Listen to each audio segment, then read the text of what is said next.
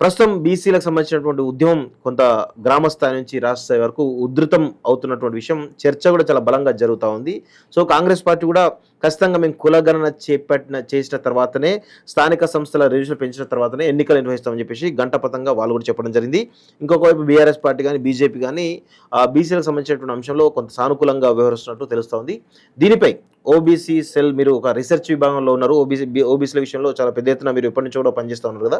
So దీనికి సంబంధించి బీసీల ఉద్యమానికి అంటే నిజంగా గమ్యం చేరేటువంటి అవకాశం, రాజ్యాధికార దిశగా పోయేటువంటి అవకాశం ఉందంటారా? అందరికీ నమస్కారం. కాలేజీ యాజమాన్యానికి ప్రేక్షకు. బీసీ ఉద్యమము, బీసీ మేధావులు, ప్రజా సంఘ నాయకులు, బీసీ కుల సంఘ నాయకులు ఈ మధ్య కాలంలో క్యాస్ట్ సెన్సస్ మీద అనేక రకాలుగా రాస్తున్నారు, మాట్లాడుతున్నారు, చర్చలు చేస్తున్నారు. చాలా ఇంటలెక్చువల్ మీట్ కూడా జరుగుతూ ఉన్నాయి. చాలా శుభ పరిణామం అది. ఓకే. అయితే ఈ సందర్భం ఏంది అనేది కూడా ఒకసారి మనం ఆలోచించుకోవాలి. ఓకే. గత 10 సంవత్సరాల నుండి భారతీయ జనతా పార్టీ దేశంలో, రాష్ట్రంలో బీసీల కోసం పనిచేసే భాగంగానే బీసీ అయిన ఒక ఎంబీసీ అయిన నరేంద్ర మోడీ గారిని ప్రధానిగా 3 సార్లు కంటిన్యూ చేస్తుంది. ఇప్పుడు అట్లనే కేంద్రంలో కూడా మంత్రిమండలిలో 27 మంది బీసీలకు స్థానం కల్పించింది. అట్లనే 12 మంది దళిత ఎంపీలకు, గిరిజనులకు, మైనార్టీలకు. అంటే ఒక సామాజిక న్యాయం వైపు భారతీయ జనతా పార్టీ పనిచేస్తుంది. రాష్ట్రపతిగా కూడా ఒక దళిత సామాజిక వర్గానికి చెందిన ఒక ఇంటలెక్చువల్, ఆ తర్వాత ఒక ఆదివాసీ వర్గాలు చెందిన ఒక మహిళను, ఇట్లా ఒక సోషల్ ఇంజనీరింగ్ వైపు అడుగులేస్తున్న క్రమంలో ఒక మంచి పరిణామమే అని చెప్పాలి. కాంగ్రెస్ పార్టీ కానివ్వండి, బీఆర్ఎస్ పార్టీ కానివ్వండి, వెనక నుండి వీటిని కూడా కొద్దిగా ఆర్గనైజ్ చేస్తున్నట్టు కనిపిస్తూ ఉంది. వెనుక ఉన్నారనేది స్పష్టంగా కనిపిస్తుంటుంది. ఇప్పుడు జరిగే ప్రతి ఏ ఉద్యమానికైనా ఒక పొలిటికల్ రంగ్ అనేది ఉంటుంది. వెనకాల పొలిటికల్ బ్యాకప్ అనేది ఉండే నడుస్తుంది వాస్తవంగా. తప్పకుండా దాంట్లో తప్పేమి లేదు. కానీ అన్యాయం చేసిన వాళ్ళే న్యాయం కోసం కొట్లాడడం అనేది నాకు అది విచిత్రంగా కనిపిస్తుంది. దాని బెస్ట్ ఎగ్జాంపుల్ ఏంటంటే కామారెడ్డి డిక్లరేషన్లో భాగంగా, బీసీ డిక్లరేషన్లో భాగంగా కాంగ్రెస్ పార్టీ తన మేనిఫెస్టోలో పెట్టింది బీసీ రిజర్వేషన్ పెంచి వర్గీకరించుతా అని చెప్పింది, క్యాస్ట్ సెన్సస్ చేస్తా అని చెప్పింది. ఆ మీటింగ్కు కాంగ్రెస్ పార్టీ నాయకులు వచ్చి మాట్లాడి ఎవరిని ప్రశ్నించాలనుకుంటున్నారు నాకు అర్థం కాదు. రాహుల్ గాంధీ గారు మాట్లాడారు అనేది ఒకటి తీసుకొస్తున్నారు. నాది ఒక బేసిక్ క్వశ్చన్ అండి. ఇది నేను రాహుల్ గాంధీ గారి కుటుంబాన్నో నేను కించపరచడం కోసం కాదు. రాహుల్ గాంధీ గారు ఏ అర్హతతో మాట్లాడుతున్నారు అనేదే నా మౌలిక ప్రశ్న. రాహుల్ గాంధీ గారే ఉన్నారా? ఇప్పుడు కాంగ్రెస్ పార్టీ అనేది ఒక ప్రజాస్వామ్యయుతమైన పార్టీయా లేక రాచరికపు పార్టీనా అనేది ముందు వాళ్ళు తెలుసుకోవాలి. దానికి కాంగ్రెస్ పార్టీకి, జాతీయ కాంగ్రెస్ పార్టీకి ఒక జాతీయ అధ్యక్షుడు ఉన్నారు కదా, వారు మాట్లాడవచ్చు కదా. ఖర్గే గారు ఉన్నారు కదా. అంటే ఖర్గే గారిని ఒక తన సామాజిక వర్గం చూసి దానిని ముందు పెడతారేరా, లేకపోతే రాహుల్ గాంధీ గారి మీద ఇంత ఫ్యాంటసీ ఎందుకు వీళ్ళందరికీ అనేదే నా మౌలిక ప్రశ్న. ఓకే. అంటే వీళ్ళు అడుగుతున్న డిమాండ్ ఎంతవరకు సరైందనేది ఇక్కడే అర్థమవుతుంటుంది. సరే, రాహుల్ గాంధీ గారు తిరిగారు, భారత్ జోడో యాత్ర చేశారు, అన్నీ చేశారు. ఉదయపూర్ డిక్లరేషన్లో వాళ్ళే చెప్పారు, తెలంగాణలో దేశం మొత్తంలో ఒక పార్లమెంటుకు 2 బీసీలకు ఎమ్మెల్యే టికెట్లు ఇస్తా అని చెప్పారు. మన తెలంగాణలో ఎంతమందికి ఇచ్చినా 34 రావాలి. అవును, 17 నియోజకవర్గాలు 34 రావాలి. 34 రావాలి. 21 ఇచ్చినట్టు గుర్తు. 19 21 ఇచ్చింది. అంటే కాంగ్రెస్ పార్టీ, భారతీయ జనతా పార్టీ, తర్వాత బీఆర్ఎస్ కన్నా కూడా తక్కువ ఇచ్చింది. అంటే ఒకటి మాట్లాడేది ఒకటి, చేసేది ఒకట. మంత్రిమండలి ఉంది. మంత్రిమండలిలో ఒక రెడ్డి సామాజిక వర్గానికి దాదాపు 5 దాకా ఇచ్చారు మంత్రులు, బీసీలకు 2 ఇచ్చారు.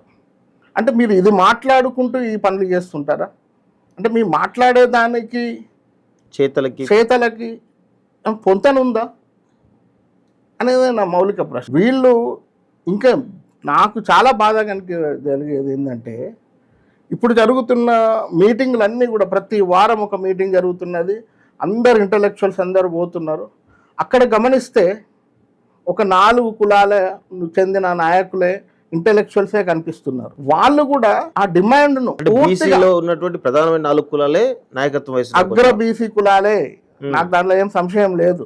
ఓకే, అగ్ర బీసీ కులాలే ఇప్పటి వరకు కూడా రాజ్యాధికార ఫలాలు ఎక్కువ అనుభవించిన కులాలే కొత్తగా ఇదొకటి మాట్లాడుతున్నారు. సెన్సెస్ అని మాట్లాడుతూ రిజర్వేషన్ శాతాన్ని పెంచాలని మాట్లాడుతున్నారు. దాంట్లో తప్పులేదు. అంటే మిగతా కులాలను ఎవరిని కూడా ఇన్వాల్వ్ చేయట్లేదు, ఎవరిని ఇన్వాల్వ్ చేయట్లేదు, ఎవరి గురించి కూడా ఆలోచించట్లేదు అనేది నేను చెప్తాను. దానికి బెస్ట్ ఎగ్జాంపుల్ ఇస్తాను మీకు ఒకటి.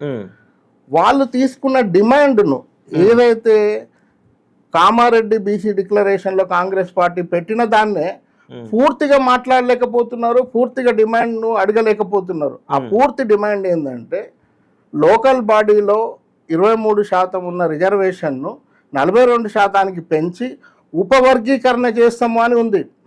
మేధావులందరూ మళ్ళీ చదవండి, మేనిఫెస్టోను మళ్ళీ చదవండి. ఉపవర్గీకరణ అని ఉంది. ఆ ఉపవర్గీకరణ గురించి ఎందుకు మాట్లాడతారు ఈ మేధావులు అనేది నా మౌలిక ప్రశ్న. అంటే ఎవరి కోసం ఈ క్యాస్ట్ సెన్సెస్ కావాలి?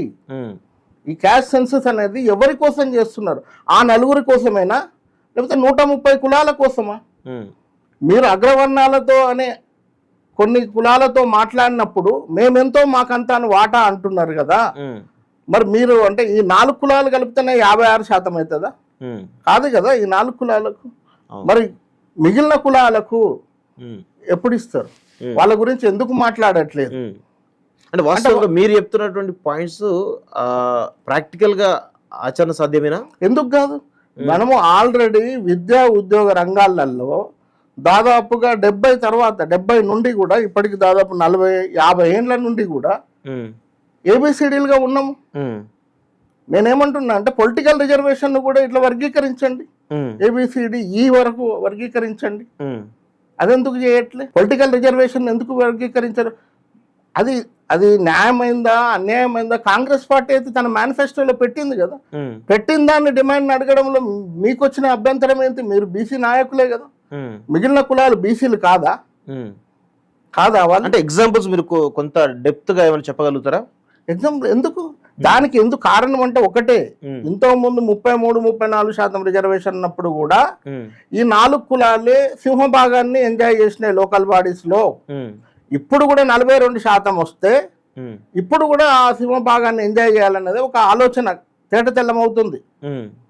కానీ వీళ్ళకి అర్థం కాదు ఏంటంటే ఒక బీసీలను ఐక్యంగా తీసుకురావాలి, బీసీలందరూ ఐక్యం కావాలి, ఒక బీసీ రాజ్యాధికారం కావాలి అని అనుకున్నప్పుడు బీసీలలో ఉన్న అన్ని కులాలకు కూడా రాజ్యాధికారంలో వాటా రావాలి. అటువైపు ప్రయాణం చేయాలి. అటువైపు ప్రయాణం చేయాలంటే ఏదైతే బీసీ రిజర్వేషన్ ఉంది కదా, బీసీ రిజర్వేషన్, నేను జనరల్ రిజర్వేషన్ అడగట్లే, ఉన్నదాన్ని ఎందుకు పంచారు మీరు? పంచితే మీకు వచ్చిన అభ్యంతరం ఏంది? మా కులాలు ఎంతున్నాయో అంతే వాటా ఇవ్వండి. దానికి ఒక సైంటిఫిక్ అది కూడా ఉంది కదా, ఒక పర్సంటేజ్ కూడా ఉంది కదా, ఆ ప్రకారంగానే ఇవ్వండి. అది ఇచ్చినప్పుడే మిగిలిన కులాలలో కూడా ఒక రాజకీయ చైతన్యం వస్తుంది. ఆ రాజకీయ చైతన్యం వచ్చినప్పుడే బీసీలలో ఐక్యత వస్తుంది. ఈ 4 కులాలు ఎన్ని రకాలమైన జిమ్మిక్కులు చేసినా, ఎన్ని సర్కసులు చేసినా బీసీ ఉద్యమము ఏమి ముందుకు పోదు. ఒకడిని చూపించి కొన్ని కులాలను చూపించి ఇక్కడ మేమేదో లబ్ధి పొందుతామని అనడం, ఒకవైపు న్యాయం కావాలని ప్రశ్నిస్తూ అన్యాయం చేయడం అనేది ఎంత ప్రజాస్వామ్యహితమైనది? ప్రజాస్వామ్యమయ అది? ఒకవైపు మీరు న్యాయం అడుగుతున్నారు, ఒకవైపు అన్యాయం చేయడానికి ముందు. అంటే ఇది ప్రజాస్వామ్యయుతమైన పోరాటమా, ఉద్యమాలా ఇవి? అంటే మిగిలిన వాళ్ళు బీసీలు కాదా?